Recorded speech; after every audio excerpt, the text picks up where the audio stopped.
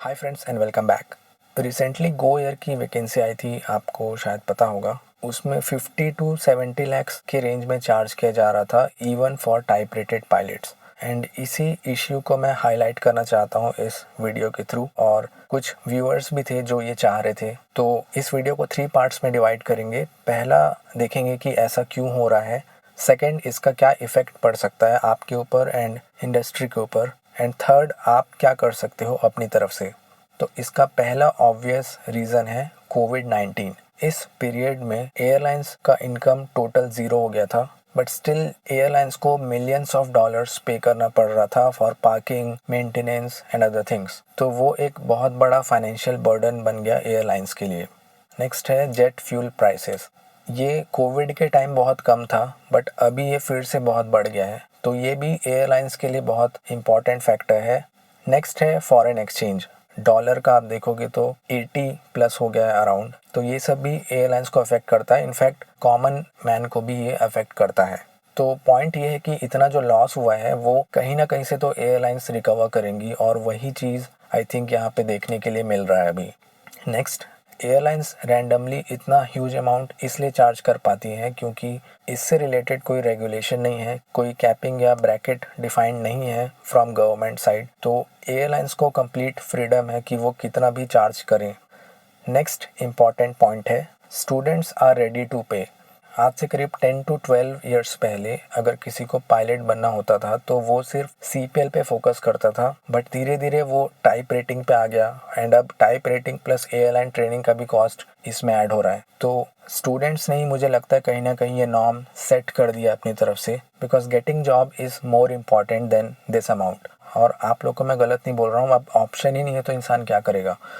Next है taking advantage of this situation. आपको ही पता है 2.5 ईयर्स से कोई वैकेंसी एज सच आई नहीं थी, तो कोई भी पर्सन या अपॉर्चुनिटी मिस नहीं करना चाहेगा, ये एयरलाइंस को पता है, इसलिए ये भी एक रीज़न हो सकता है। अब इस वजह से आपके माइंड में 2 मेजर डाउट्स ज़रूर आया होगा। पहला है, अगर इतना ही खर्च करना है तो कैडेट प्रोग्राम ज़्यादा बेटर ऑप्शन है compare to conventional path. And second है, क्या सारी एयरलाइंस ऐसा ही करने लग जाएंगी फ्यूचर में। तो फर्स्ट डाउट का आंसर तो आपको ही ढूंढना पड़ेगा। बाकी इन दोनों पाथ में क्या डिफरेंस है, क्या प्रोज एंड कॉन्स है, वो मैं ऑलरेडी डिस्कस कर चुका हूँ पहले, तो डिसीजन आपको लेना है। सेकेंड डाउट कि क्या सारी एयरलाइंस ऐसा ही करने लग जाएंगी फ्यूचर में, तो इसकी पॉसिबिलिटी तो ज़रूर है, बट मुझे नहीं लगता कि एटलीस्ट नेक्स्ट 2 to 3 ईयर्स तक ऐसा कुछ होगा, क्योंकि अगर ऐसा होता है तो पायलट्स सरप्लस में होने के बावजूद इंडस्ट्री में एक शॉर्टेज आ जाएगी, क्योंकि हर कोई इतना फाइनेंशियली कैपेबल नहीं है। तो ये चीज़ एयरलाइंस को ही भारी पड़ सकता है लॉन्ग रन में। अब नेक्स्ट सेक्शन पे आते हैं कि आप क्या कर सकते हो अपनी तरफ से। तो पहला सिंपल सॉल्यूशन है नेम फॉर अदर एयरलाइंस, जिसमें चार्जेस कम हैं या सैलरी से कट करने का प्रोविज़न है, जैसे टाटा, एयर इंडिया या कुछ कार्गो एयरलाइंस हैं जैसे ब्लू डार्ट। तो इसमें आप ट्राई कर सकते हो। Next point, start as early as possible. आप जिस प्राइस पे आज ट्रेनिंग करोगे वो पैकेज आपको नेक्स्ट 5 ईयर्स या 10 ईयर्स में नहीं मिलने वाला। तो डिसीजन मेकिंग में ज़्यादा टाइम मत लो। अगर आप ऑलरेडी ग्रेजुएट हो या 12th पास भी हो एंड आपके पेरेंट्स सपोर्ट करने के लिए रेडी हैं, तो आपको टाइम वेस्ट नहीं करना चाहिए, क्योंकि जितना जल्दी शुरू करोगे उतना आपके पॉकेट में बर्डन कम होगा, ये आप जान लो। नेक्स्ट, आपका लॉन्ग टर्म गोल है एयरलाइन ज्वाइन करना, उसको आप लॉक कर दो, लेकिन वहाँ तक पहुँचने के लिए आप जो पाथ चूज़ कर रहे हो उसको आप थोड़ा चेंज करना चाहो तो कर सकते हो।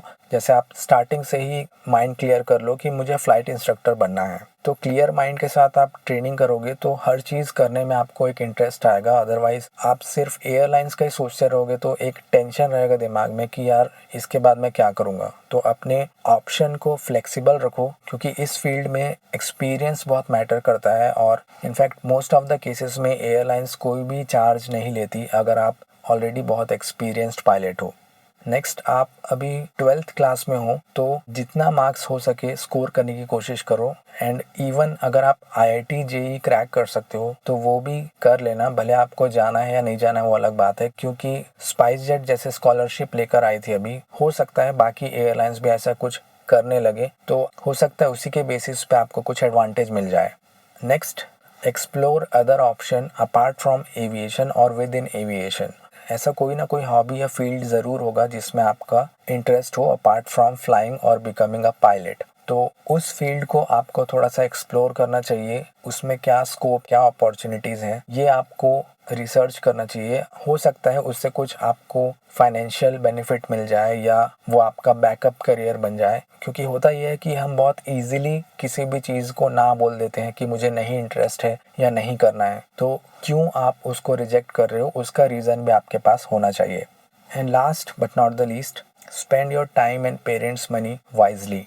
अगर आप फालतू चीज़ों में अपना टाइम एंड डेटा इन्वेस्ट कर रहे हो तो बहुत टाइम लग जाएगा आपको वो अवेयरनेस लाने में कि खुद के लिए एक सही डिसीजन ले पाओ। क्योंकि बहुत सारे डिस्ट्रैक्शन है, आपका टाइम कैसे निकलेगा आपको पता भी नहीं चलेगा। सेकंड चीज़, जब तक आप अपने गोल तक नहीं पहुंच जाते तब तक मिनिमलिस्ट बन जाओ। आपके पेरेंट्स ने जितना भी क्रिएट करके रखा है प्रॉपर्टी या जो भी सेविंग्स, आप उसको हमेशा ग्रो करने के बारे में सोचो रैदर देन उसको ज़ीरो करने के। भले आपको लगेगा कि मैं कितना ही सेव कर लूँगा या कर लूँगी, बट आपका एटीट्यूड एंड अप्रोच हर छोटी से छोटी चीज़ में मैटर करता है कि आप कितने डेडिकेटेड और कमिटेड हो अपने गोल के लिए।